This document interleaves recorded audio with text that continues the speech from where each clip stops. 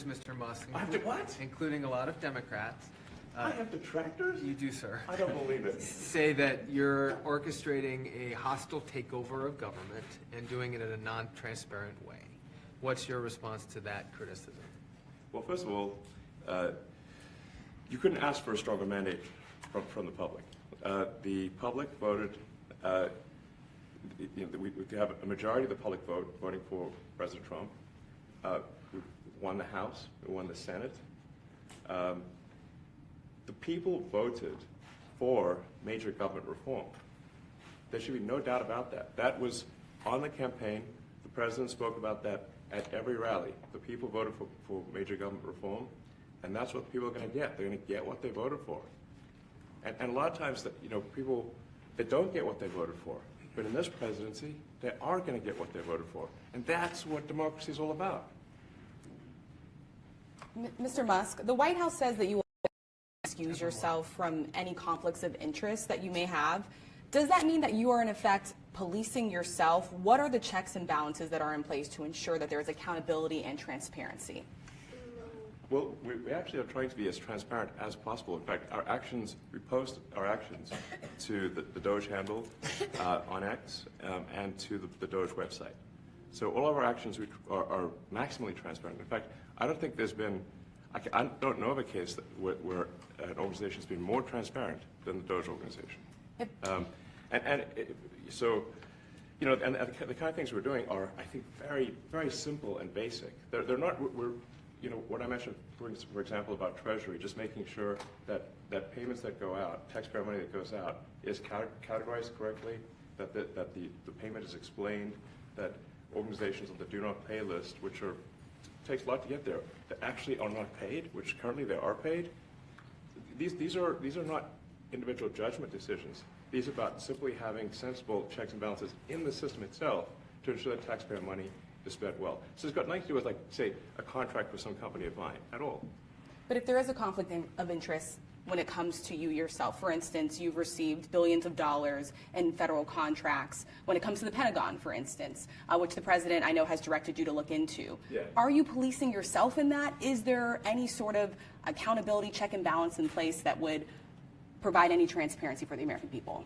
Well, all are fully public. So if you see anything, you say, like, wait a second, hey, Elon, that seems like maybe that's, there's a conflict there. It's not like people are going to be shy about saying that. They'll say it immediately. Including you yourself. Yes. But transparency is what builds trust, not simply somebody asserting trust. So not somebody saying they're trustworthy, but transparency, so you can see everything that's going on. And then you can see, am I doing something that benefits one of my companies or not? It's totally obvious. And if we thought that, we would not let him do that segment or look in that area if we thought there was a lack of transparency or a conflict of interest. And we watch that also. Okay, so there is He's a oversight. big businessman. He's a successful guy. That's why we want him doing this. We don't want an unsuccessful guy doing this. Now, one thing also that Elon hasn't really mentioned are the groups of people that are getting some of these payments. They're ridiculous. And we're talking about billions of dollars that we've already found. We found fraud and abuse. I would say those two words as opposed to the third word that I usually use, but in this case, fraud and abuse. It's abusive because most of these things are virtually made up, or certainly money shouldn't be sent to them. And you know what I'm talking about. It's crazy. So, but we're talking about tens of billions of dollars that we've already found. And now a judge who's an activist judge wants to try and stop us from doing this. Why? Why would they want to do that? I campaigned on this. I campaigned on the fact that I said government is corrupt. And it is very corrupt. It's very, very, it's also foolish. As an example, a man has a contract for 3 months and the contract ends, but they keep paying him for the next 20 years, because nobody ends a contract. You get a lot of that. You have a contract that's a 3-month contract. Now, normally, if you're in a small, in all fairness, it's the size of this thing is so big. Yeah. But if you have a contract and you're in a regular business, you end the contract in 3 months, it's a consultant. Here's a contract for 3 months, but it goes on for 20 years. And the guy doesn't say that he got money for 20 years, They don't say it. They just keep getting checks month after month, and you have various things like that, and even much worse than that, actually, much worse. And I guess you call that incompetence, maybe. Yeah. It could be corruption. It could be a deals made on both sides, where I guess the money he kicks. I think there's a lot of kickback here. I see a lot of kickback here. There's a lot of kickbacks. A tremendous kickback, because nobody could be so stupid to give out some of these contracts, Yes. so he has to get a kickback. So that's what I got elected for, that and borders and military and a lot of things, but this is a big part of it. And I hope that the court system is going to allow us to do what we have to do. We got elected to among other things, find all of this fraud, abuse, all of this horrible stuff going on. And we've already found billions of dollars, not like a little bit, billions, many billions of dollars. And when you get down to it, it's going to be probably close to $1 trillion. It could be close to $1 trillion that we're going to find. That will have quite an impact on the budget. And you'll go to a judge where they handpick a judge, and he has certain leanings. I'm not knocking anybody for that, but he has certain leanings. And he wants us to stop looking. How do you stop looking? I mean, we've already found it. We have a case in New York where a hotel has paid $59 million, $59 million because it's housing migrants, illegal migrants, all illegal, I believe. And they were being paid twice the normal room rate at 100% occupancy. Unbelievable. So it's a racket. Mr. Musk, can I ask a question? You Well, said if I may sort of just going for the President's comments, at a high level, say, well, what are the two ingredients that are really necessary in order to cut the budget deficit in half from $2 trillion to $1 trillion? And it's really two things: competence and caring. And if you add competence and caring, you'll cut the budget deficit in half.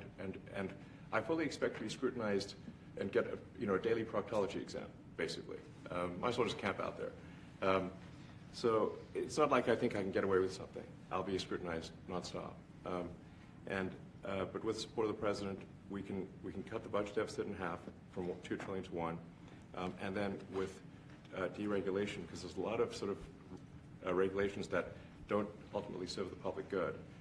We need to free the builders of America to build. And if we do that, that means I think we can get the economic growth to be maybe 3-4%, maybe 5%. And that means if you can get $1 trillion of economic growth and you cut the budget deficit by $1 trillion, between now and next year, there is no inflation. There's no inflation in 26. And if the government is not borrowing as much, it means that interest costs decline. So everyone's, the mortgage, their car payment, their credit card bills, anything, their student debt, the monthly payments drop. That's a fantastic scenario for the average American. I mean, imagine they're going down the grocery aisle and the prices from one year to the next are the same, and their mortgage, all their debt payments dropped. How great is that for the average American? We had That's no what idea. We had no idea we were going to find this much, and it's open. It's not like complicated. It's not that simple stuff. complicated. It's just like, a lot of work. You Yeah. can't believe it. A lot of work, a lot of smart people involved. Very, very smart people. But you're talking about anywhere maybe $500 billion. It's crazy the kind of numbers It you're is really talking crazy. about. Normally when you're looking at something, you'll find you're looking for 1 out of 100. Here you're almost reversing it. You look for one that's good. Yeah. And you can look at the title and you say, why are we doing this? Why are we doing that? And the public gets it. The public gets it. You've seen the polls. The public is saying, why are we paying all this money? This for years, this has gone on. Mr. Musk, President Trump, Yeah, go ahead. Wait, go ahead. Senator Rand Paul today said that DOGE cuts will ultimately need a vote in Congress. Do you agree with that? Is that the I plan? really don't know. I know this. We're finding tremendous fraud and tremendous abuse. If I need a vote of Congress to find fraud and abuse, it's fine with me. I think we'll get the vote, although there'll be some people that wouldn't vote. And how could a judge want to hold us back from finding all of this fraud and finding all of this incompetence? Why would that happen? Why would even Congress want to do that? Now, Congress, if we do need a vote, I think we'd get a very easy vote. because we have a track record now. We've already found billions of dollars of abuse, incompetence, and corruption. A lot of corruption. If a judge does block one of your policies, part of your agenda, will you abide by that ruling? Will you comply with that I'll always order? abide by the courts, and then I'll have to appeal it. But then what he's done is he slowed down the momentum. And it gives crooked people more time to cover up the books. You know, if a person's crooked and they get caught, other people see that, and all of a sudden it becomes harder later on. So, yeah, the answer is I always abide by the courts, always abide by them, and will appeal. On the But buy- appeals take a long time, and I would hope that a judge, if you go into a judge and you show him, here's a corrupt situation, we have a check to be sent, but we found it to be corrupt. Do you want us to send this corrupt check to a person, or do you want us not to give it and give it back to the taxpayer? I would hope a judge would say, don't send it, give it back to the taxpayer. Yeah, if I can add to that, what we're finding is that a bunch of the fraud is not even going to Americans. So I think we can all agree that if there's going to be a fraud, it should at least go to Americans. But a bunch of the fraud rings that are operating in the United States and taking advantage of the federal government, especially in the entitlements programs, are actually foreign fraud rings. They're operating in other countries and actually exporting money to other countries. We should stop that. Mr. Musk, you And said, this is big numbers. We're about $100 to $200 billion a year. Serious money. Mr. Musk, you said on X that an example of the fraud that you have cited was $50 million of condoms was sent to Gaza. But after fact-check this, apparently Gaza in Mozambique, and the program was to protect them against HIV. So can you correct the statements? It wasn't sent to Hawaii, it was sent there. Yeah. And how can we make sure that all the statements that you said were correct, so we can trust what you say? Well, first of all, some of the things that I say will be incorrect and should be corrected. So nobody's going to bat 1,000. I mean, we will make mistakes, but we'll act quickly to correct any mistakes. I'm not sure we should be sending $50 million worth of condoms to anywhere, frankly. I'm not sure that's something Americans would be really excited about. And that is really an enormous number of condoms, if you think about it. If it went to Mozambique instead of Gaza, I'm like, okay, that's not as bad, but still, why are we doing that? Mr. Musk, can you talk a little bit about how closely you're working with agency heads as you're directing these cuts? Do they have how much input do agency heads have when you're making these decisions? Yeah, we work closely with the agency heads, there are sort of checks in place. So it's not just us just going in and doing things willy-nilly. It's in partnership with the agency heads, and I check frequently with the president to make sure that this is what the president wants to have happen. So I work almost every day, and I double check things to make sure, is this something, Mr. President, do you want us to do this? Then we'll do it. USAID has been one of your main targets. Are you concerned at all that some of the cuts or that shutting that agency altogether may lead to diseases or other bigger problems starting in other countries that then come to the United States? Yeah, so that's an interesting example. So that's something where we work closely with the State Department and Secretary Rubio. And we have, for example, turned on funding for Ebola prevention and for HIV prevention. Left that, you said? Yes, correct. And we are moving fast, so we will make mistakes, but we'll also fix the mistakes very quickly. Do you see it as a worthy cause, USAID? I think that there's some worthy things, but overall, if you say what was the bang for the buck, I would say it was not very good.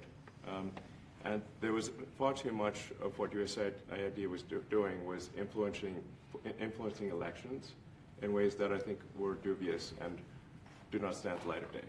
If I could just ask a follow-up to the Pentagon contracts. If you have received billions of dollars in contracts from the Pentagon, and the president's directing you to look into the Department of Defense, is that a conflict of interest? Are going to do at the president's request. Does that present a conflict of interest for you?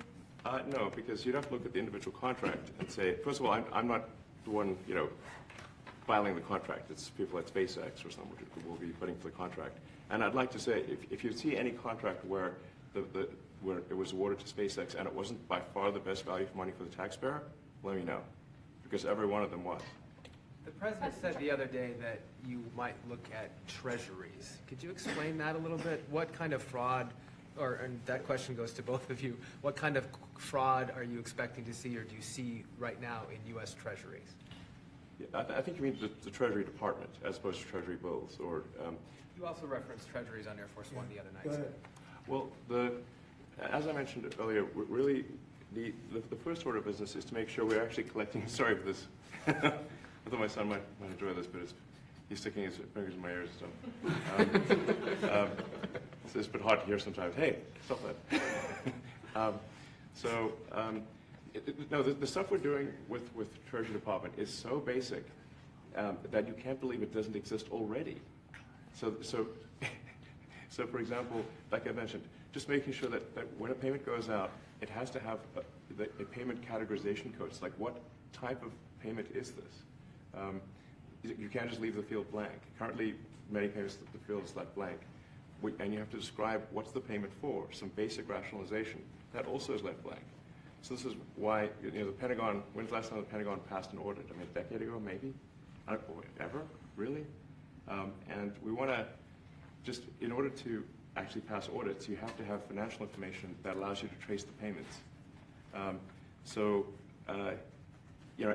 once in a while, the Treasury has to pause payments if it thinks the payment is going to a fraudulent organization.